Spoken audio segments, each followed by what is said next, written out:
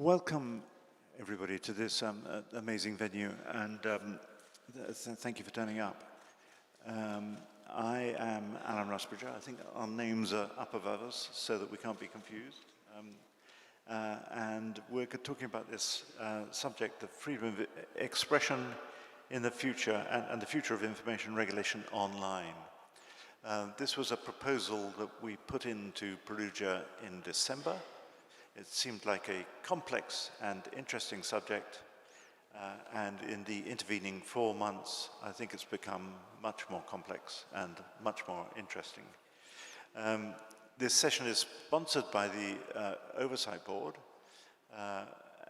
but it's not specifically about the Oversight Board. It's only we're part of the jigsaw of parties who are affected by this question and the way that it changes almost from week to week. But we are, if you like, illustrative of the complexity of this question.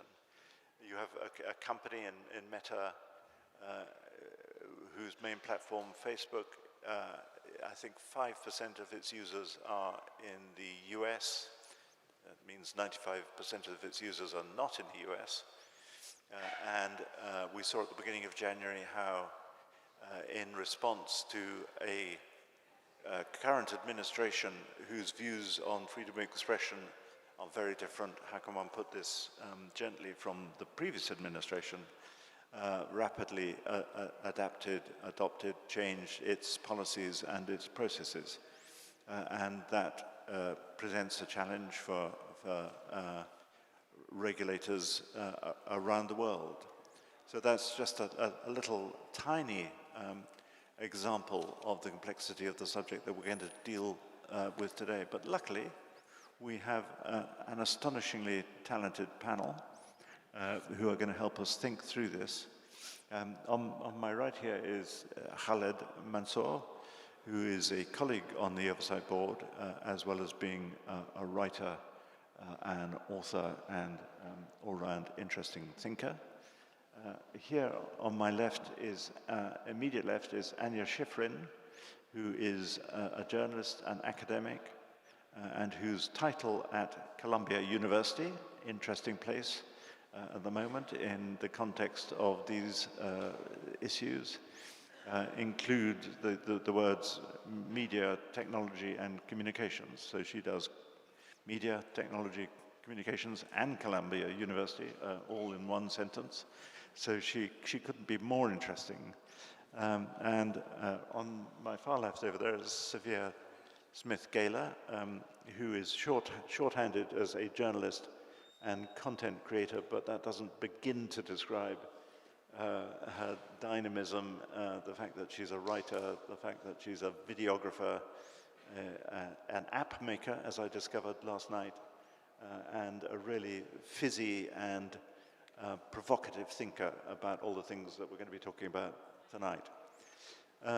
That's enough from me. I'm here to sort of try and control the evening in as much as it needs controlling. We're going to start off from the panel with, I hope, just 2 or 3 minutes each, setting out the area of this vast subject that they're most interested in.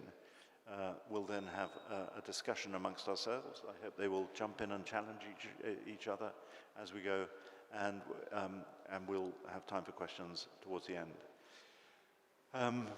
Well, Anya, you got all the interesting words in your title. Why don't you start? Yeah, I know. My title is ridiculously long. Thank you so much for inviting me. Delighted to be here with everybody and so many friends in the audience. Yeah, so this panel encompasses really what I like to think of as the demand and the supply side of the sort of information ecosystem. And I think the supply means making sure we have quality information in the world available, and also stopping the bad stuff. So I think when we think about stopping the bad stuff, regulation is absolutely essential. And we're in a funny moment right now because, I thought, we'd be talking about local news and things like that. But now what we've got is Elon Musk taking over the US government and Mark Zuckerberg kowtowing and giving money. So I think why they're doing this is they want to make sure that there is no regulation. And so the US government is now out there in the world trying to undermine things like the Digital Services Act. From what I understand, telling Canada that if they want a trade agreement, they have to get rid of their regulations on AI and online harm safety. So I think it's a really interesting moment to see whether the rest of the world kowtows and says regulation isn't a priority right now, or whether they say, actually, we're going ahead. I was just in Brazil a couple of weeks ago, and I think, they had their own version of January 6, where disinformation online enabled the Bolsonaro supporters to try to take over the government, disregard the elections. So I think that Brazil is very galvanized. South Africa's Competition Commission just put out their report because they've been considering whether to have an Australia-style bargaining code, which I've been sort of supporting for about 5 years. And they actually double down on anti-monopoly work and competition. So I think it's a really interesting question what the rest of the world is going to do. I don't want to go on too long, but I guess my advice would be just assume the US is no longer in the room. It's actually better for the US to exit some of the international organizations than to stay and try to sabotage the discussions. So I think the world should get on with whatever regulations they need to do. Again, I always tell the story of the OECD tax agreements. The US sort of held it up. What the US does is they hire loads of lawyers, and they hold up negotiations, and then they just go ahead at the last minute and walk away. So I say to everybody else, get on with what you need to do. I think we will end up, I guess my final point is that companies like Google, Meta threatened to exit, and they scare everybody. When Meta dropped news in Canada, it really hurt the traffic of the publishers. And I think ultimately this may end up leading to countries and regions forming their own their own alternatives or turning to China. Obviously, I'll be very interested. Sophia knows more about TikTok than I do, so I'll be very interested to hear what you think of that. And then I was told that I'm supposed to talk about Colombia later, and I can certainly talk about Colombia. So those are my opening remarks. I'm sure we can't get through the evening without talking about Colombia. Khaled, why don't you tell us your opening remarks? Sure. I think Anya talked about America. I'm supposed to maybe focus a little bit more on the global majority, but for me, the global majority are not only people who live in what used to be called the global south. I mean, the global majority also live in the banlieue around Paris, in suburbs of Napoli, and many of them are disenfranchised. They are usually poorer, have less control, less access to power, and stuff like that. For the global majority people, whether they live in the global south or they live even in the US, the threats to their lives and well-being are compounded by the online presence, the pervasive online presence, because the offline reality is already more fractured, more decayed, and it's poorer. So they have less control by definition. In the last 2 days, I'm sure many of you attended sessions, different sessions, where people talked about issues from the genocidal war in Gaza to conflicts in the DRC Congo, in Syria, to the irregular migrations, whether they are documented, working on that or not. And in all of that, it's manifested, compounded, and fueled by online platforms. And this makes a huge responsibility for platforms and for bodies like us, the Oversight Board, on which me and Alan serve, to try to have some checks and balances on these very large social media platforms. I mean, for those who don't know, we are 21 people. We are an independent body that gives decisions on single pieces of content or policy advice to change certain policies for Meta. We've been in business for 5 years.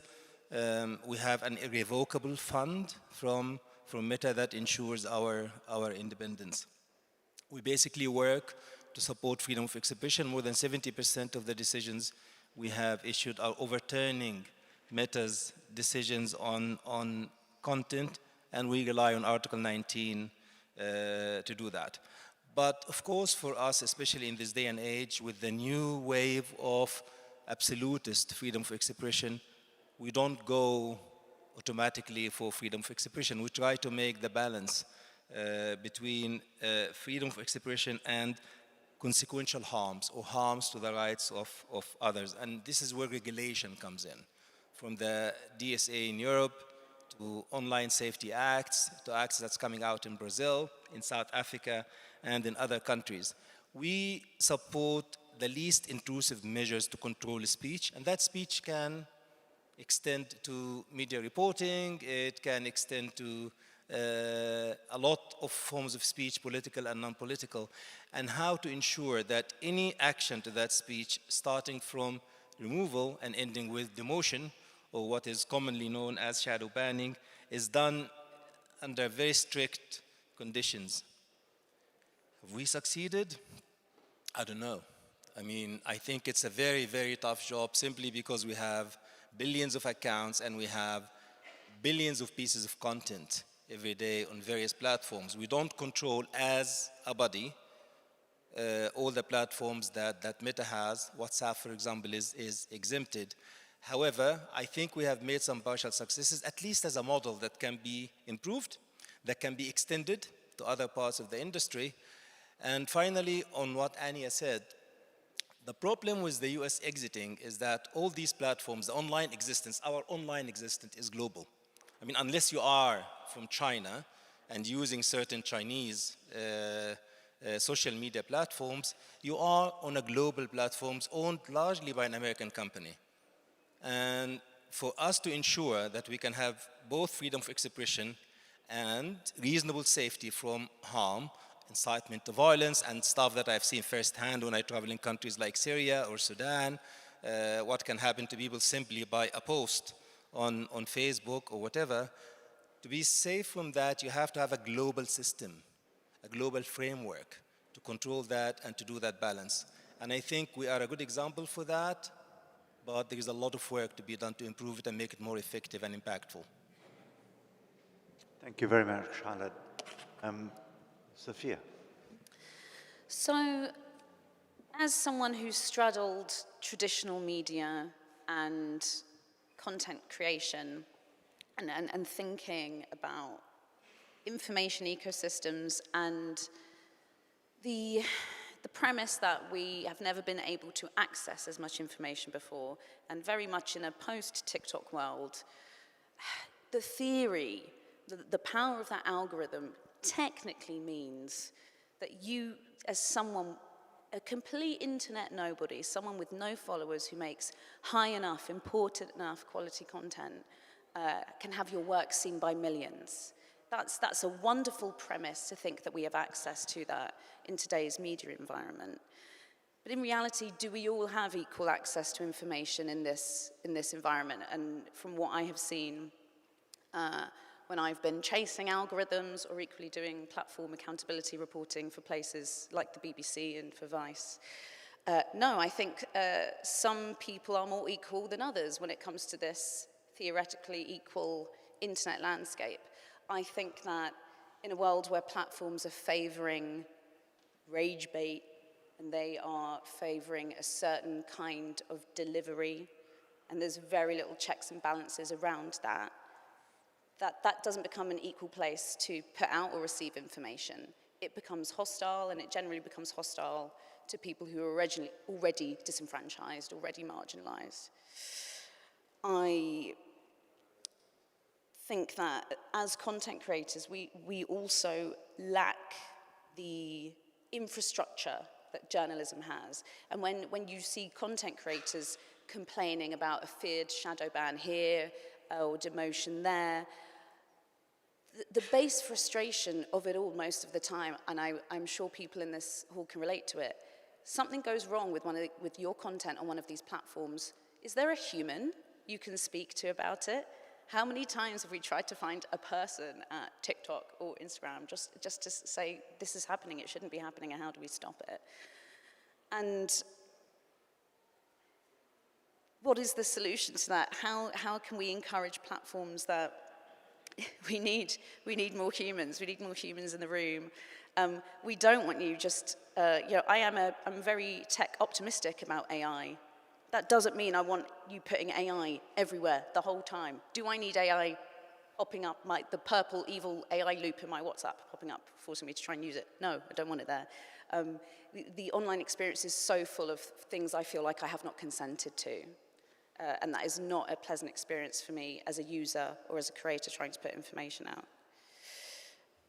The other thing I think a lot about is mis and disinformation, and an urgency for journalists really to, as frustrated as we are with these platforms, we have to figure out a way to better saturate them with important content, high quality content, because we are facing against platforms who are doing everything that they possibly can, actually, to be pretty hostile to news media and information and storytelling.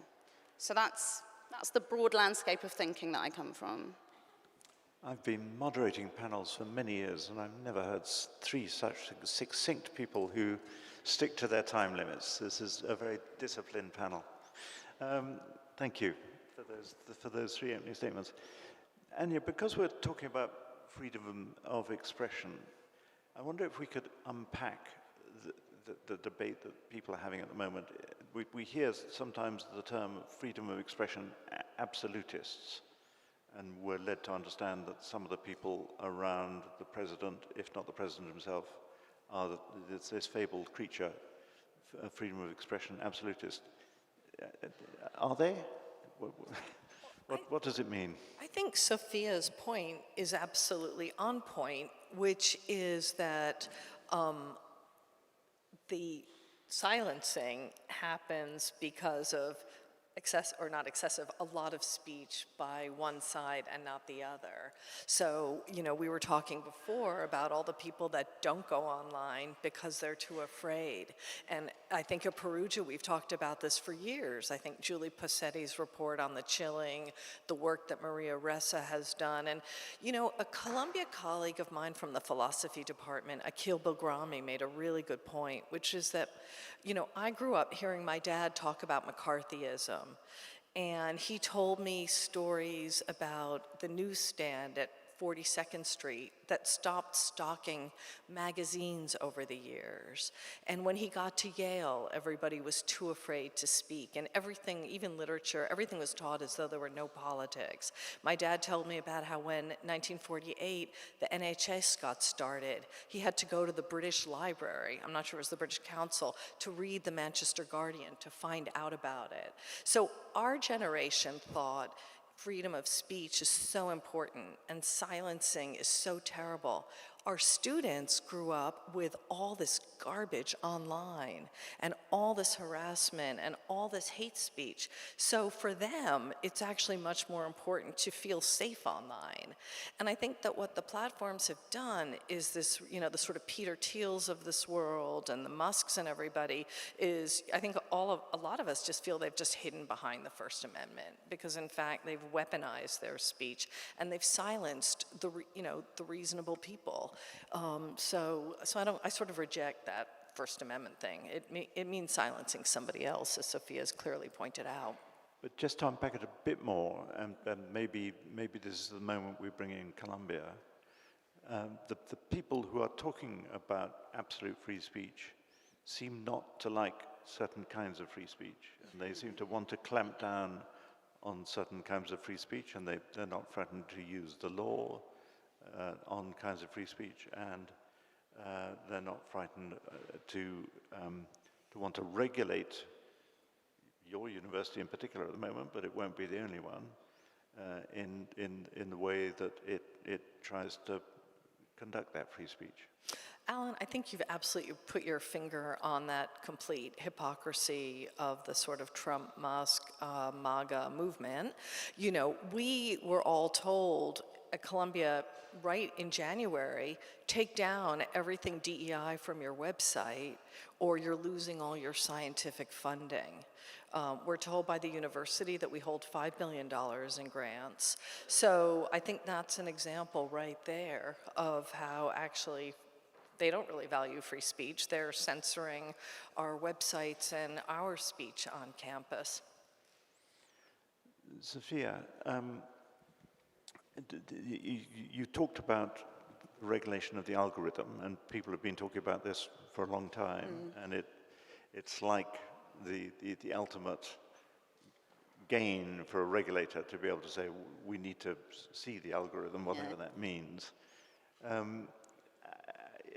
I mean, how easy would it be for the average regulator to see the algorithm? What kind of depth and scope of information would they need to see? And how does that conflict with the commercial interest of companies to keep the algorithm secret?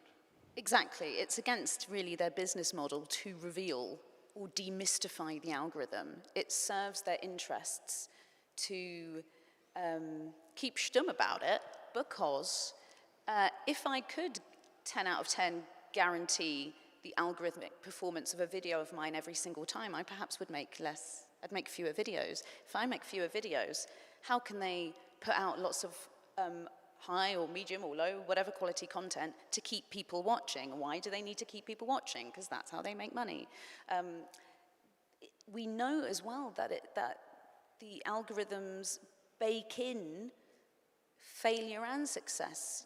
You might make a piece of content that in any other scenario should have done fairly well, and for whatever reason it hasn't.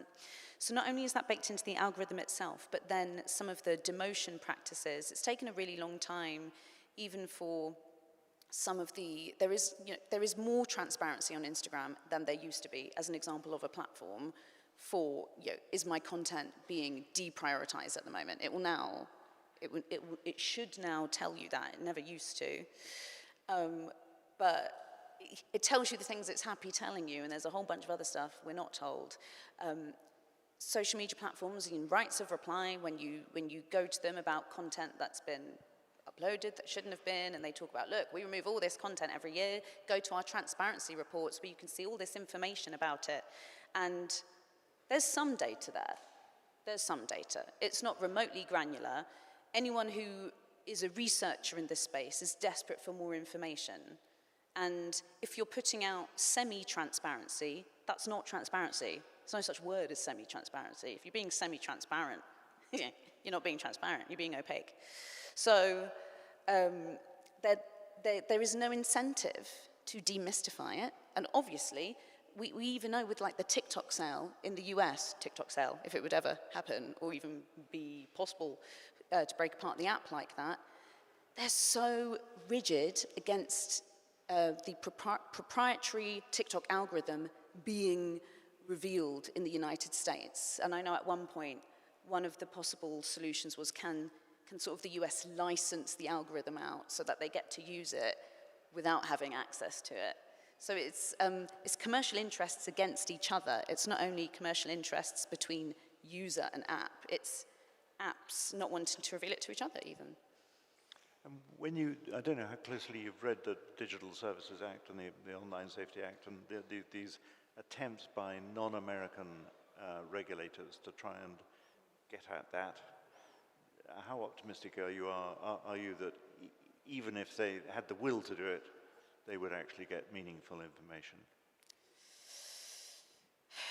I think I am pessimistic about that, or cynical. I think that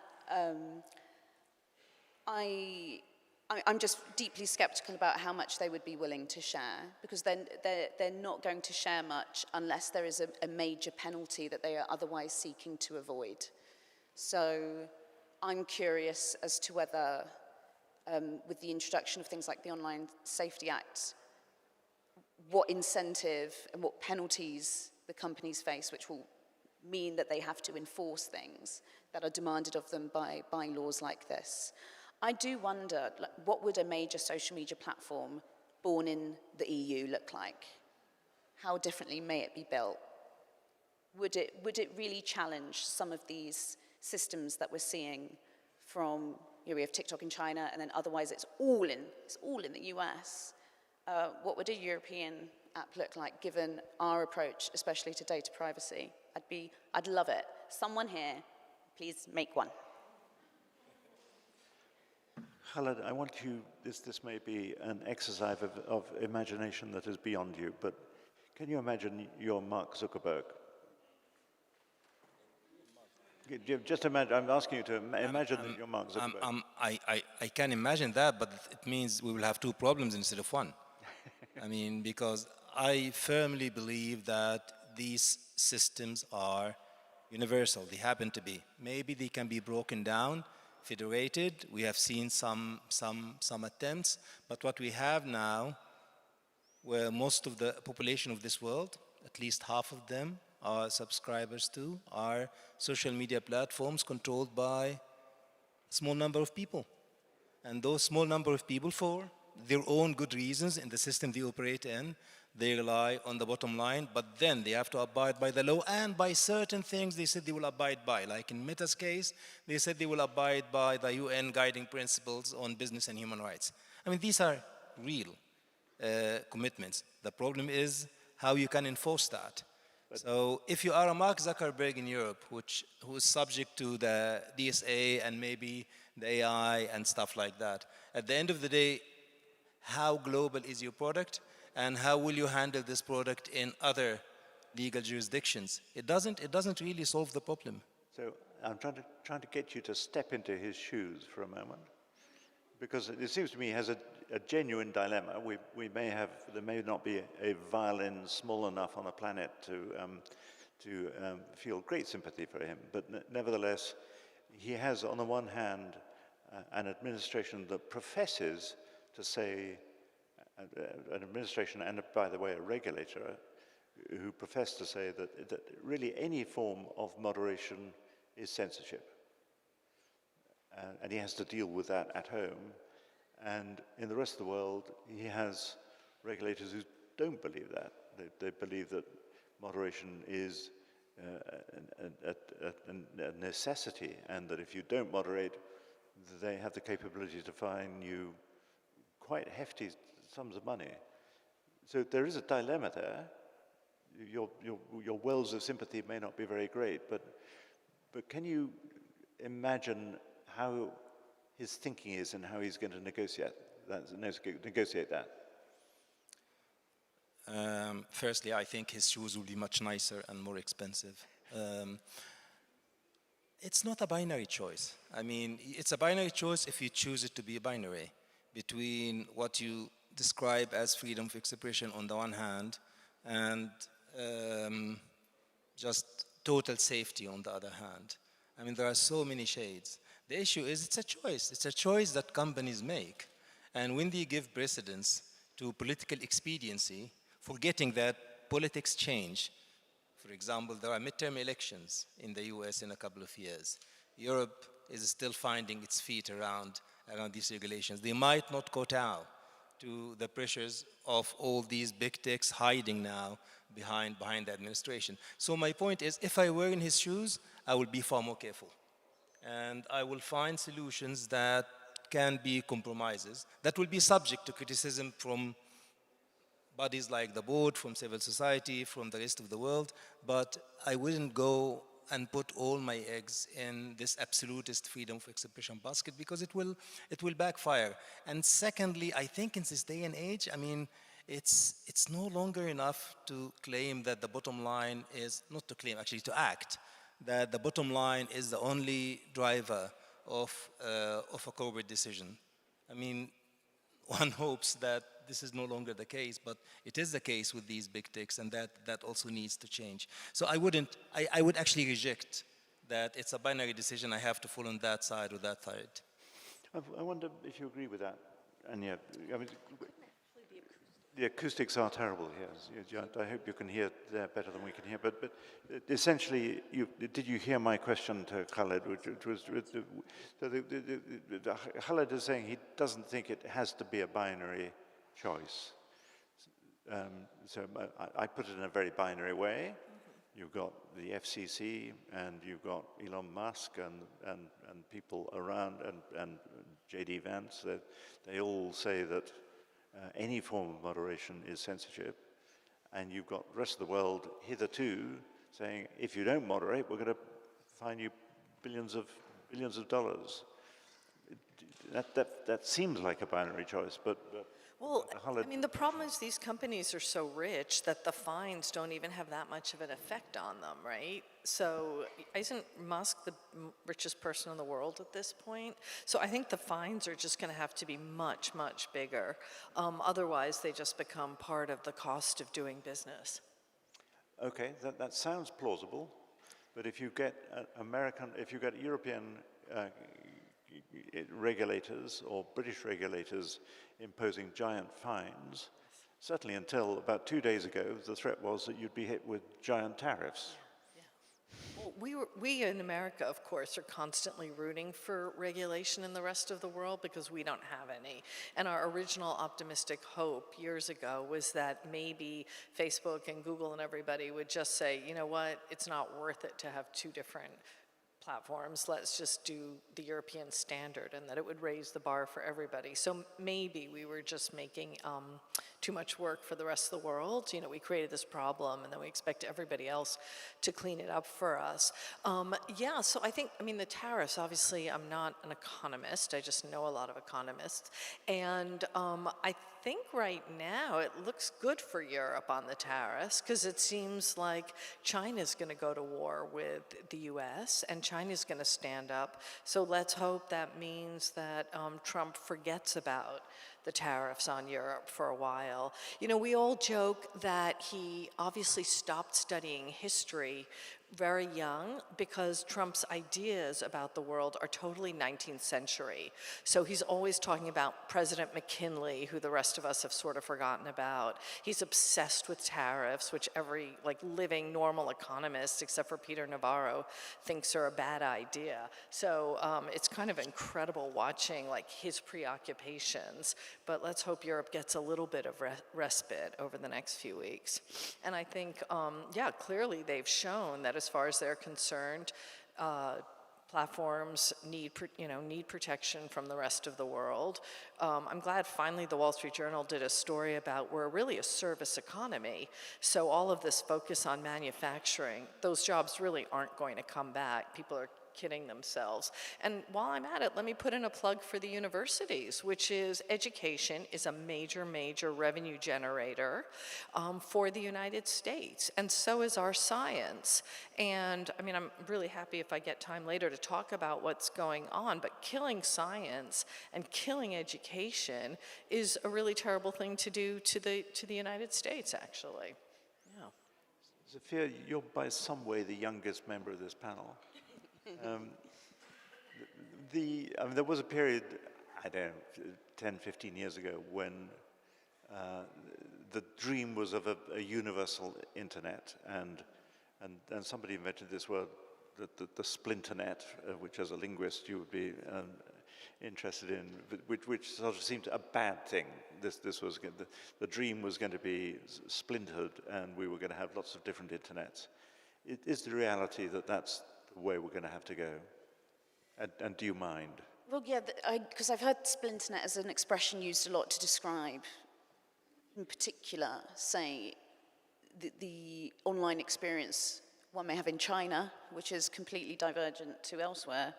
But I also think about, I was thinking how, theoretically it's a good thing that there is a plurality of platforms, because you hope it means power isn't all concentrated in one place where it cannot be held to account, where it just can do what it wants. And in theory, we should have loads of different social media platforms, and that would be a good thing. Thinking from, for example, a news journalist's perspective, that's 10 times more work, actually, if there are loads of platforms. It's not only one place that I have to amplify my work or counter disinformation or hold power to account. I've now got to do it on 10 platforms. That means more resources from the newsroom, so it's pretty exhausting. But thinking, looking at the information's ecosystems, what's happened? Well, there are loads of different platforms. They're all owned by the same people, or the people, whether they're all getting just glomped by Meta, or they're all being owned or developed or bought by the same tech bro set who do not have the best interests, frankly, of users at heart. So plurality and more fragmentation, I don't think is necessarily a bad thing, but it is a bad thing as it's currently panning out. And I'm going to ask you one follow-up question, not knowing if you have the technical knowledge to answer it. Oh no, yeah. But you're probably the best person on the panel. So on January the 7th, Facebook, Meta announced that they would be abandoning fact-checking. Oh yeah. But only in the US. And Right. I spoke to somebody high up in Facebook at the time who said, well, it's an easy thing to say, but it's incredibly difficult to do, to make a carve-out just for the US. But I've read other accounts since saying, no, it's fine, we're well advanced on that. No, how easy is it to build something that has different regions and different processes and policies? This is perfectly natural for social media platforms, including updates and new features. They will trial them in certain regions first before opening up more wildly. I don't know the full technical vocabulary either, but they can turn switches on and off like that, absolutely. So they can do that, and I think that even though it may only impact the US, the thinking behind it and the PR around it obviously has far wider implications beyond the US. It got the entire planet talking about fact-checking. It got the entire planet and lots of voices disqualifying fact-checking. That's what happened. The one positive is it gave us an opportunity to actually amplify fact-checking as something and push it into the news agenda. If you regularly try and make high-performing social media content, you'll know that fact checks are the eat your greens content. No one wants to be told to eat their greens. Fact check content is the easiest content to predict or to completely tank on an algorithm. But for one day, it was the top story and everyone was talking about it. So that was good. And I guess I was going to say, as well as the internal processes, there was the funding given to third-party fact-checkers. And I think that's carrying on through the end of the year. You probably know better than I do overseas, but I think has been stopped in the US. That's what I understand. I think there's a panel tomorrow with Peter Cunliffe-Jones on fact-checking, so we'll probably get an update. These debates, they fly past so quickly. We've now got 12 minutes left for questions, so I hope you're all bursting to ask one. Yeah, there's a question there if somebody can get a microphone.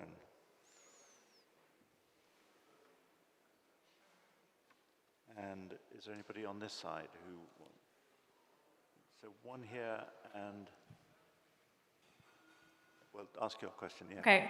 Hi, everyone. Nina Jankowicz. I'm a disinformation researcher. I, for a time, a very short time, headed up an effort in the U.S. government to set some standards around how the government dealt with free expression, dealt with pushing back on disinformation, and did it, while protecting freedom of speech. And my life has been turned upside down by this allegation that content moderation is the same as censorship. And so I really do want to push back on this genuine dilemma that one of the richest men in the world apparently faces, that standing up for the truth is a bad thing for business. What Mark Zuckerberg has done by saying to the world that fact-checking is the same as censorship is put people like me and many people who are here this weekend in real danger. We get threats to our lives because of this. And so I guess my question to the panel, don't worry, I wasn't just here to be on my soapbox, isn't there an economic argument for a platform that prioritizes trust, that prioritizes safety, that prioritizes a user experience where people, all people, women, people of minorities, etc., can all feel safe expressing themselves. There's been research on things like the Front Porch Forum in Vermont. Now, we know Vermont in the United States is a very special place, but isn't there an economic argument that something like that should be built, should be invested in? And, you know, perhaps it's too late for Facebook, but could we see that in the future? Sophia. Yeah, brilliant. I've been thinking the same thing. I mean, my comment about, in Europe, can't we make something? We need to mix the geography a bit. But I've been thinking about that especially as well with AI models. So there's now been, we're so frustrated with what platforms have done so far. My book was one of the books that have been pirated and used by, as LibGen training data to train AI. And Meta, you know, Meta AI, and possibly an old version of OpenAI.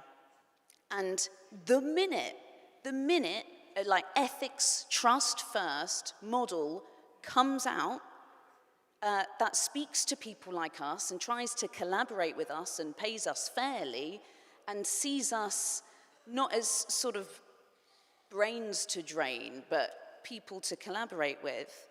Anything I would make in the future, I want to work with platforms like that. And at the moment, I have no choice but to use some of the existing ones that I'd honestly rather not use. I want more choice. If there was a platform where I knew my safety was being taken more seriously and they're not going to just reply to a press request with a poo emoji, which is what X has now been doing for some time, I'll go there like a lightning bolt. But the economics of it, why are these systems the way that they are? Why is it that all news influencers, almost all news influencers, as reported by the Reuters Institute of Journalism, are men? The current systems amplify certain voices and massive amounts of money are being earned. So an economic argument actually has to be presented to these men because they're making a ton of money. This isn't about economics. They do have to be incentivized to think about our safety, which is ridiculous, but... I think there are two ways to change track on this issue. Either what you describe as the economic argument, which is working through advertisers, because this is the main revenue stream for these companies. The second one is government regulation. There is no third way. And for these to work, there needs to be pressure from people as consumers and as voters. Because at the end of the day, it's not only one big man, be it Trump or Musk or whatever. I mean, there is political support. We might dislike it, but it does exist. So either that needs to change, or those guys who are taking a hammer to the international norms-based system, including content moderation and fact-checking and what have you, will continue wreaking havoc with it. And that will not be good for all of us. But only the economic argument, I think it's very difficult, unless you can have a real consumer movement that will push the advertisers and tell them that clickbaiting and all that stuff is, maybe you get more eyeballs on your ads, but it's harmful, and harmful means that it will harm your product. I mean, that's the world we live in. I think there's a question at the front here. Possibly two questions at the front here. I don't want to discriminate. Yes, hello. My name is Leon Williams. I'm press freedom activist, and I'm working on Sudan. And I would like to make a comment on the universality of the freedom of expression discussion that we're having here. Will you ask a question as well, please? Yes, I have a question. So the question is, the freedom of expression at the moment is supposed to be a publicly guaranteed value. But it is actually a private system, privatized systems that determine what goes on and what is allowed on. And I think that that is actually a key issue that is often neglected. And I support the idea that economic regulation is actually what is needed, because at the moment, for example, I give you just one example, Starlink in Sudan is owned by a company that is allied with the rapid support forces that are violating, raping women and are connecting genocide against the Masalit people. Can we have a question? And the question is, what do we do to counter that? There's no accountability because Facebook is taking down on the basis of complaints by citizens by military from the RSF. It's taking down content of human rights defenders. So there is a skewed anti-values system in place. Time is short, so if you could just, can you just frame the question? What you're saying is really interesting, but we've only got 5 minutes left, so just a short, sharp question. So how does the accountability come about for these privatized, it is not working. It's not working in 90% of the world. Complaint channels don't work. How do we get more accountability on what people are distributing? Khaled. So I'm the fixer. Well, we live in a world of states. Even in Darfur, from 2003, 4, 5, before Facebook and Meta, the same human rights frameworks and norms and conventions were just simply unenforceable. I mean, there is a huge problem here that is like goes from offline to online. So yes, we have only this weak tool becoming weaker now because of what's happening in the world, specifically across the Atlantic in this war, that even these small tools are being weakened even further. So I don't want to sound pessimistic, but all of us know that globalization maybe is at its zenith, but states are as powerful as can be. So our impact as a global civil society or as media has to find channels either through states or through economic means. That works sometimes, I'm afraid in very few times, but otherwise it doesn't work. I mean, it's rather bleak. So I agree with you, it's the enforceability of these norms that are at the heart of this issue. If we're really sharp, we can get 2 or even 3 more questions. Short, sharp question, and then one at the back. Yes. Hi, I'm Mariam. I write for the Mancunian in Manchester. What I would like to ask actually is for Khaled Mansour. Do these understandings apply only in the West or in the global South as well? Is content regulation universal or are the rules different for the Arab world, particularly when talking about and raising awareness for conflict zones? Supposedly content regulations, if you are talking about policies by Google or by Meta or others, are global. With one exception, according to the company, that sometimes, and I underline sometimes, they have to abide by the laws of the country. Let's get an example from Europe. So Holocaust denying can pass under the Freedom of Expression First Amendment in the US. It will not pass in Germany. So they will do geo-blocking for that in Germany. So they do geo-blocking in certain countries whose laws are seen as legal, legitimate, stuff like that. Now, the relationship between the company and governments is something that we focus on as board. And I'm sure you are aware, for example, of a big incident that happened in Turkey a few months ago around certain expressions by people in the government. It was removed from Instagram, and there had to be some negotiations around that. So they are not different policies, but the problem is there is less interest, less translation, less algorithms, because 90% of all decisions on content removal, demotion, is done by algorithms. These algorithms depend on data collected. Data collected means money, and means audits, and means review. Now, will I spend, despite the fact that 90% of the users for a company like Meta are in the global majority or global south, will I spend all this money on places that are 90% of my subscribers, but maybe 20% of my income? That's a big problem, that they are not spending enough money on these algorithms to make sure that incitement to violence, for example, or gender-based violence on these platforms are detected quickly, removed quickly, or handled quickly as much as it is in North America and Western Europe. There was a hand at the back, and if it's a really fast question and a fast answer, we might just squeeze it in.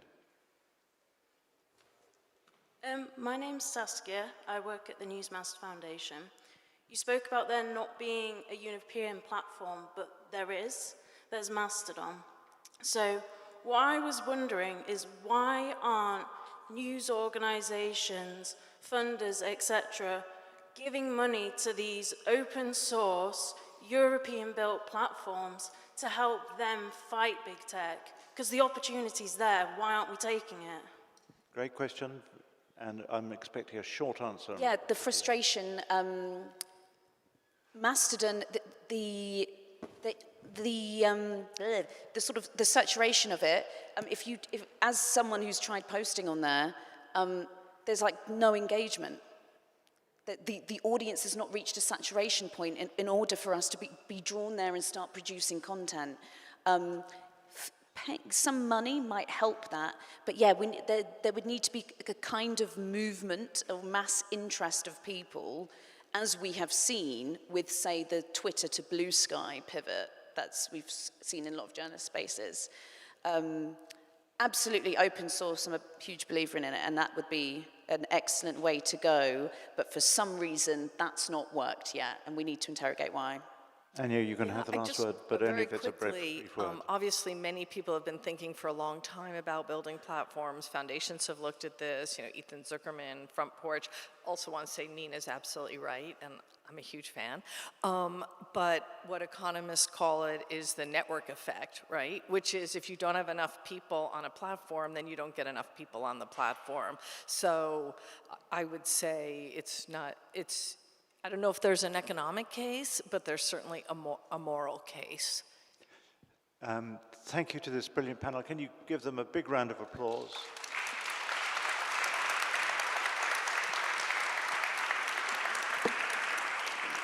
We could go on talking all night, but we're not allowed to. But thank you for coming, and there's been much to think about.